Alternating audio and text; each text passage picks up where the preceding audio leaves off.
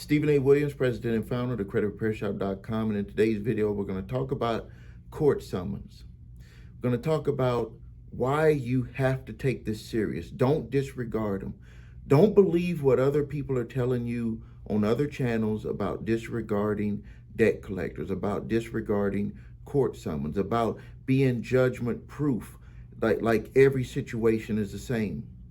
I'm here to tell you, and you can do the research yourself, people are losing their hard-earned money and they're losing their mind because they can't sleep, they can't relax, they don't know what's going to happen around the corner because these debt collection companies, they are not in this business of debt collection just to be like a game, just to be like they're at a casino and hoping to win.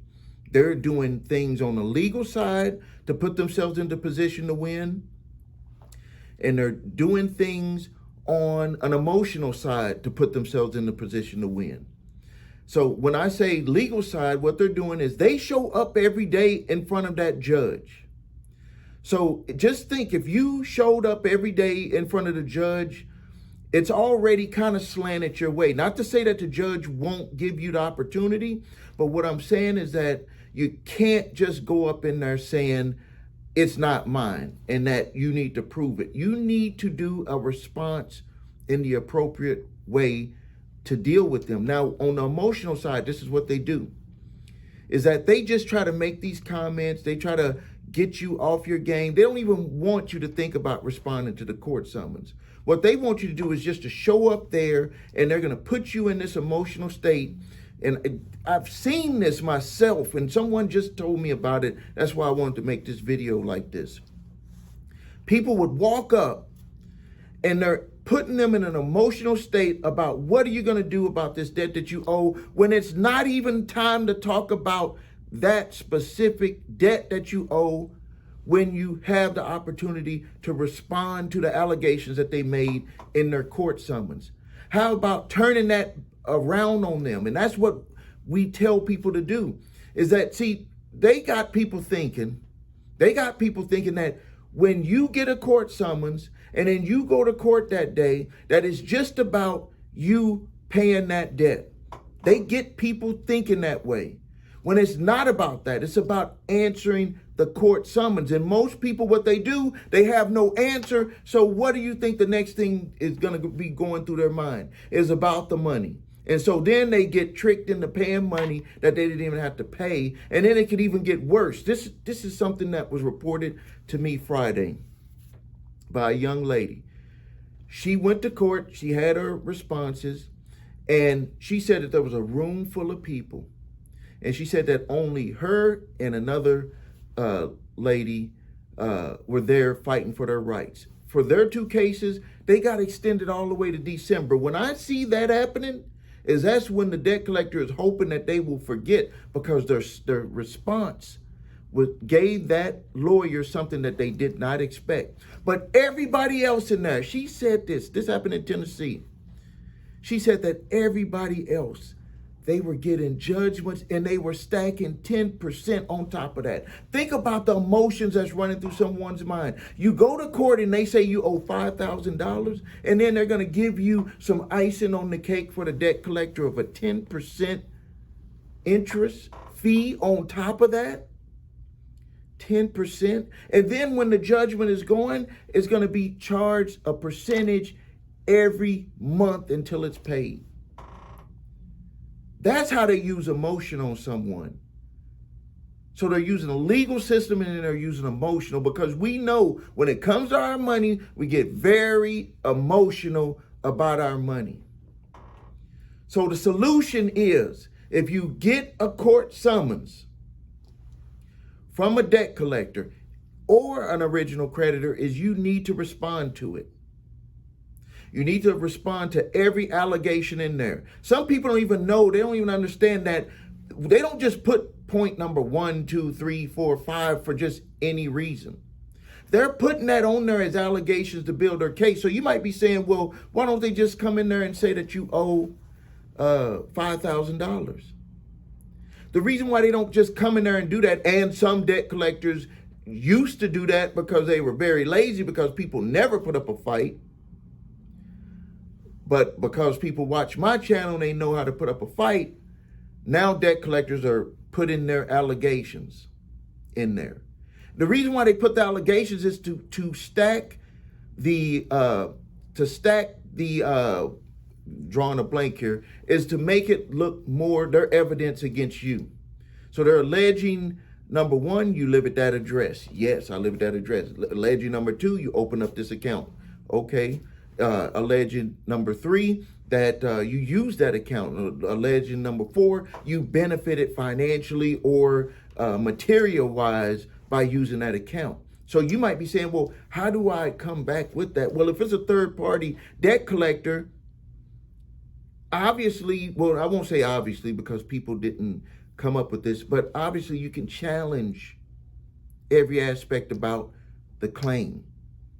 See, what they try to draw your mind away from is, first, people, they used to just come in there and say you owe the money. People didn't know what to do, and they just would end up winning the lawsuit.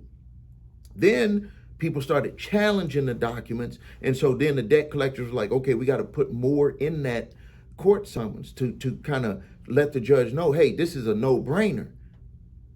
But then when they started getting challenged on that, on the whole, on all of that information, then they were like, okay, well, we need to have some sort of decision on this. You know, we gave all of the appropriate documentation according to what the Supreme Court required us to submit. And a lot of judges were like, okay, yeah, you're right. They were winning cases based off of just submitting the documents. But then along came the credit repair shop, and we said, it's not just about the documents. Let's review those documents and challenge the documents. Let's review the amount that you say that I owe and request documentation to prove the claimed amount. So if they say you owe $5,000 from the use of this credit card, and if the documents state when they purchase a debt that they must get all of the information to prove to prove that amount, that they take all responsibility for it. So if you make any request that you would have made to the original creditor, they have to provide you that information. And if they can't provide it, then how can they prove their case? If they can't provide how they came up with the claimed amount, how can they prove their case? If it's only just saying one statement or two statements or three statements, when this was a debt that was built up over years. This is just your rights. This is your rights that they don't want you to know about.